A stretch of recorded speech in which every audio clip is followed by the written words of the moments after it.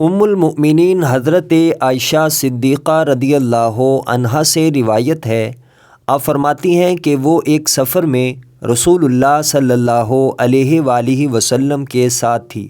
وہ بیان کرتی ہیں کہ میں نے آپ سے مقابلہ کیا تو میں دوڑ میں آپ سے آگے بڑھ گئی۔ جب میں فربہ ہو گئی تو میں نے آپ صلی اللہ علیہ وآلہ وسلم سے مقابلہ کیا، تب آپ مجھ سے آگے نکل گئے۔ آپ صلی اللہ علیہ وآلہ وسلم نے فرمایا، یہ اس سبقت کا بدلہ ہو گیا۔ مشکوٰۃ المصابیح حدیث نمبر 3251۔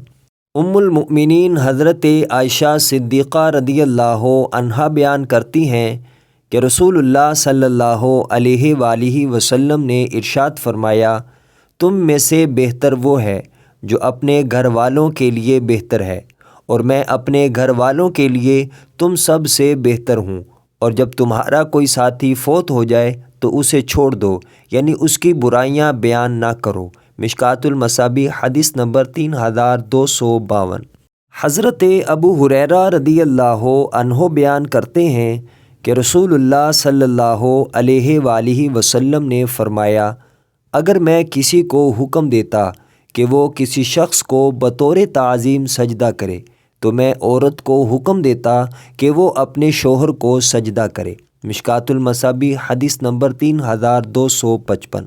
حضرت سلمہ رضی اللہ عنہا بیان کرتی ہیں کہ رسول اللہ صلی اللہ علیہ وآلہ وسلم نے فرمایا، جو عورت اس حال میں فوت ہو کہ اس کا شوہر اس سے راضی ہو تو وہ جنت میں داخل ہوگی۔ مشکوٰۃ المصابیح حدیث نمبر 3256۔